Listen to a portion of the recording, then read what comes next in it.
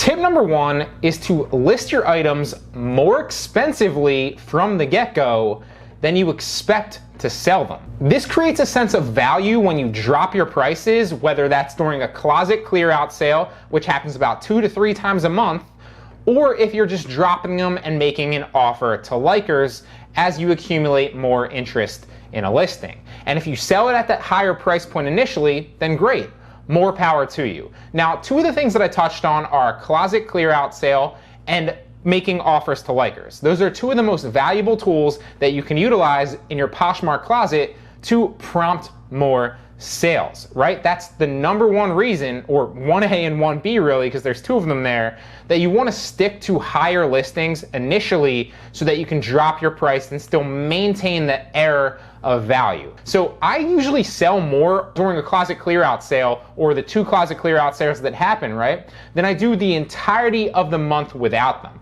The reason being is during a closet clear out sale, what Poshmark will do is Poshmark covers the shipping for the buyer, and then obviously they get a 10% discount. So if you drop your items and your listings down 10% from the original purchase price that they're listed at, well then the people that like those listings are gonna get notified that, hey, this has free shipping for the next 24 hours, and oh, by the way, the price has dropped 10%. So they don't have to pay the shipping and they get a cheaper price. One of the best ways that you can initiate more sales on Poshmark is to utilize these closet clearouts to your advantage. But just like tip number 1, you can't do that if you start listing your products too low. So list them high and be patient. Tip number 2 is to organize your closet for visitors and for more sales. So there's 2 ways to basically do this, right? You want to put your sold items at the bottom by as you get sales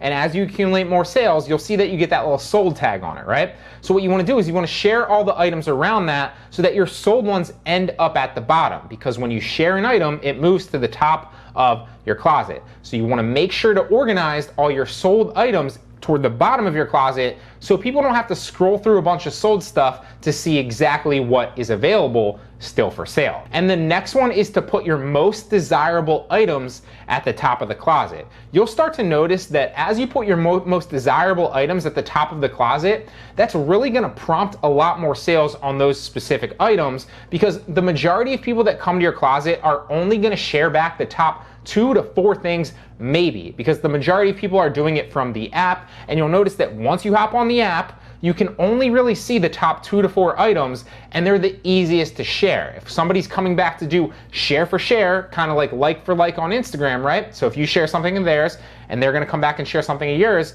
they're not gonna scroll down to like 10 listings below and share one of those. No, they're gonna share the top 2 or 4 listings. So make sure that you're organizing your closet items for that actual optimization when people come back and share them. Tip number 3 is to organize your closet for specific parties. So what do I mean by that? For instance, let's say that there's, I don't know, a jean party going on right now, right? And you have 2 or 3 jeans in your closet. Well, what do you want to do? You want to organize your jeans to the top of your closet by sharing them, and then what I want you to do is go to the jean party and start sharing from there. Now, you can really utilize tip number 4 that we're gonna go over here in a second to get more of your bang for your buck when you're doing this.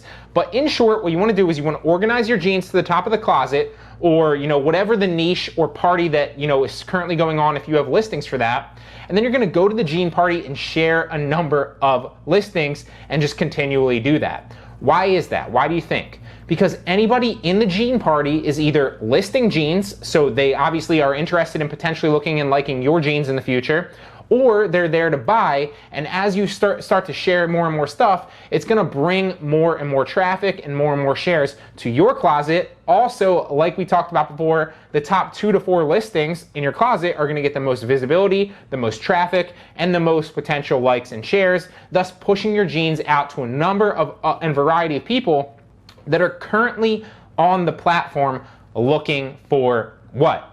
Looking for jeans, right? So make sure you're utilizing that to your advantage. Don't just organize your closet by putting the sold items to the bottom and your best items at the top, but also organize it for the specific party that's going on currently and the specific party that you're sharing from at that current time period. That is one of the best tips that I could give you to prompt more sales and really convert a lot more of your Poshmark closet traffic into purchasers. Tip number 5 is one that I see a lot of beginners not really understanding, and that is to be patient and not expect your listing to sell right away, okay? You could be leaving a lot of potential profit margin on the table if you're trying to really list your items low, or even if you list them high like I initially said to, and then you're dropping them too fast, right?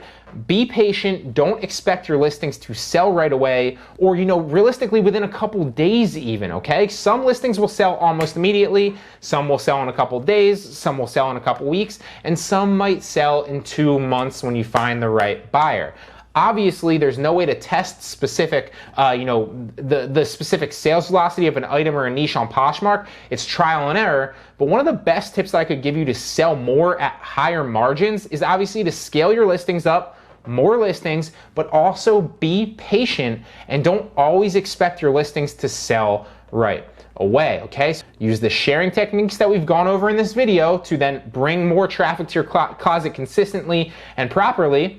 Price your items higher than expected and don't drop your listing price too low and too soon, because not only will you potentially sell it at a lower margin, but it also, if you drop it too low too fast, buyers will see that and it will create this air of, no value in that listing. This is something that I noticed across the board. If you price your price point too low, buyers will make the assumption that it's lower for a reason because there's not that much value in there. So price it high, have patience, and go ahead and wait. Your listing will sell eventually if you give it time. So those are my favorite 5 Poshmark tips that will help you sell more on the app or platform.